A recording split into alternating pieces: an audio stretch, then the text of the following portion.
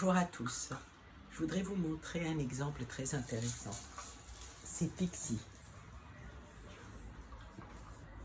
Elle est en train de manger, elle vit sa vie, elle est tranquille, elle est tout simplement. Elle profite de l'instant et elle s'adapte à l'instant. Elle fait ses dents, elle est heureuse, elle aime. C'est le symbole de l'amour inconditionnel. On peut faire ce qu'on veut, elle vit sa vie.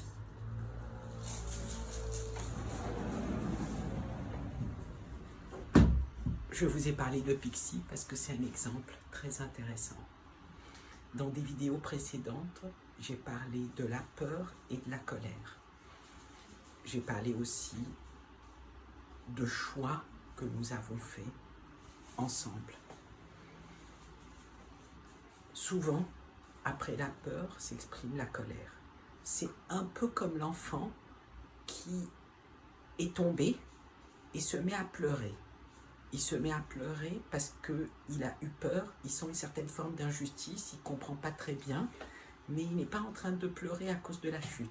Il est en train de pleurer parce qu'il a été effrayé. Je vous ai parlé aussi du respect à ce moment-là. Ce sont des vidéos qui ont un certain temps. Elles sont maintenant complètement dans l'actualité. Quand une population a eu très peur, après ça, elle ressent une injustice. Ce qu'il faut comprendre, c'est que la plupart des gens avaient peur, des peurs différentes. Certains avaient peur du virus, d'autres avaient peur de conséquences pénales, d'autres avaient peur de transmettre quelque chose de mauvais à quelqu'un d'autre, mais c'était la peur qui se propageait dans tous les sens. Et puis après ça, cette peur s'est propagée par d'autres peurs, dans d'autres contrées du monde et qui arrivent jusqu'à nous. La peur d'avoir faim, la peur de manquer de pétrole, la peur de manquer de matières premières, parce que nous sommes dans un monde où on échange beaucoup, et il est illusoire de croire que du jour au lendemain, on n'aura plus besoin d'échanger. On est dans un monde où on échange et ça apporte du bien et du moins bien. C'est un équilibre et il faut savoir bien le gérer. Les Italiens ont eu peur, les Espagnols ont eu peur, les Français ont eu peur, les Africains ont eu peur, les gens du Nord ont eu peur, les Asiatiques ont eu peur, les Coréens ont eu peur, les Chinois ont eu peur, tout le monde a eu peur, presque en même temps. C'est très surprenant, cette propagation de peur. On peut regarder sur le site Euromomo, qui est très intéressant, et on va voir que dans 80% des pays européens, il ne s'est rien passé. Ils avaient peur. On peut se rendre compte que la peur tue. Elle affaiblit l'immunité, on en a parlé. Mais il y a des gens qui ont manqué de nourriture, il y a des gens qui ont manqué d'eau potable, qui simplement la peur, la panique, l'anxiété, les a amenés vers de mauvaises directions. Maintenant, on peut propager cette peur. On peut la propager en ayant peur de l'autre.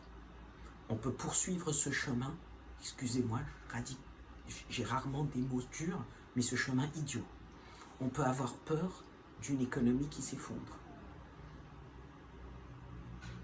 On peut simplement se rendre compte que il s'est passé quelque chose de collectif. Même les hommes de religion ont eu peur. Eux qui souvent vont trouver quelque chose qui nous transcende.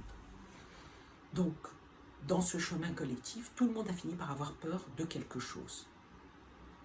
Ce n'est pas cette chose qui nous a fait peur, c'est l'ambiance globale qui a été nourrie, qui s'est auto-nourrie, qui a fortement propagé cette peur. Quelques-uns ont résisté, mais tous ont été plus ou moins d'une façon ou d'une autre touchés.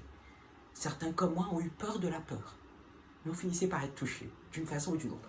On arrivait à garder le contrôle, à être plus ou moins lézard selon les cas, mais tout le monde a été d'une façon ou d'une autre touché. Et puis maintenant, on se rend compte de réalités. Il y a plein de réalités qui vont apparaître. Ces réalités, en fait, beaucoup de gens vont vouloir trouver des coupables.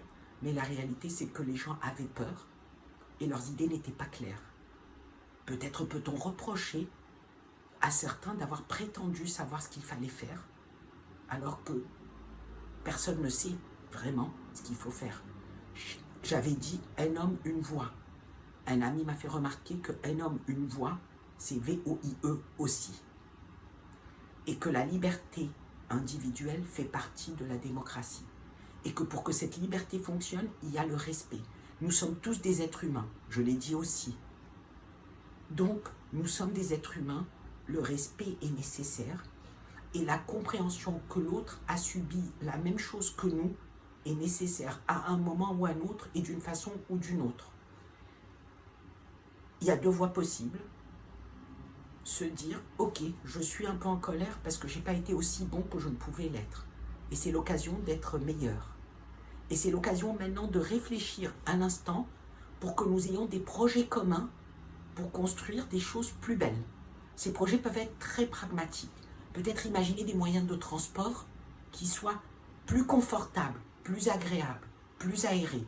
Parce que j'ai parlé beaucoup de Propagmat, et dans Propagmat, on a fini par se rendre compte que les pays où régulièrement les épidémies de grippe étaient sévères, on retrouvait dans ces pays-là, l'épidémie était un peu plus sévère. Donc, il y a peut-être des choses à réfléchir de fond. Il y a peut-être l'aération des immeubles, des grands projets qui sont très ciblés et qui donneront lieu à de l'investissement, qui nous donneront un meilleur confort de vie, qui nous permettront de les partager et de les exporter vers d'autres pays. Parce qu'une partie de ce qui fait que le monde occidental est le monde occidental, c'est qu'on invente des choses et que d'autres pays nous aiment bien pour ce qu'on a inventé. Parfois ces choses étaient mauvaises, mais c'est le passé, on est dans le présent. Dans un passé plus récent, on a inventé la démocratie. Il faut que très vite on s'en souvienne. La démocratie, c'est le respect de l'autre, un homme, une voix, un homme, une voix. VOX, VOIE. Donc, respecter l'autre, discuter, réfléchir pour trouver les meilleurs projets possibles. Peut-être une meilleure aération, peut-être un meilleur transport, peut-être une meilleure lumière qui arrive aux gens, peut-être un meilleur mode de vie. Réfléchir à ce qu'on peut faire qui soit constructif, ouvrir son esprit. Parce qu'en ayant des projets, on va rêver de choses et on va fabriquer des choses. On aura des choses à proposer. On aura des choses à proposer bien plus intéressantes que ce qui est proposé aujourd'hui, qui consiste à stigmatiser telle catégorie ou telle catégorie ou telle catégorie ou telle catégorie. Nous sommes tous des êtres humains, nous nous valons tous, et peut-être aussi que sur le domaine de la bureaucratie, on va peut-être avoir des beaux projets pour qu'on soit plus efficace, plus créatif, plus direct dans ce qu'on fait. Peut-être aussi qu'on apprendra à écouter plus de gens qui ont des regards différents. Peut-être aussi que l'on pourra faire de belles choses, puisque rien n'a été étudié autant que le Covid. On parle d'un virus qu'on ne connaît pas, c'est le virus le plus connu qui soit. La seule chose qu'on ne connaît pas du Covid, c'est sa séquence sur 12 mois. Et sur tout ce qui se passera dans la zone tropicale.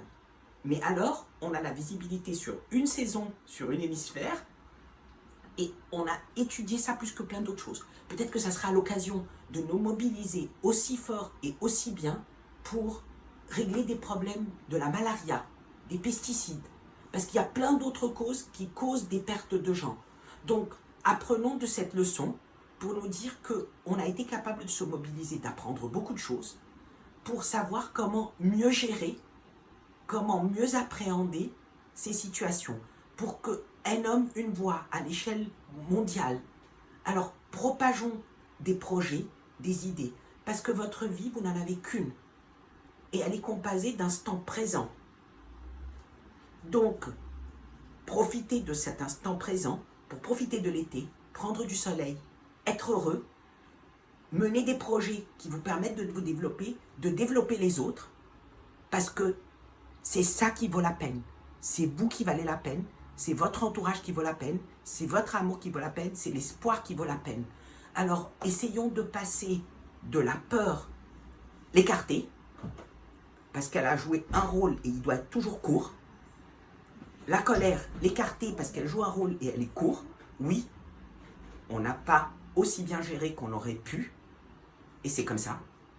Pour que maintenant on se dise, gérons mieux, construisons, rêvons, et construisons et vivons, et prenons de la lumière, prenons du soleil, respirons.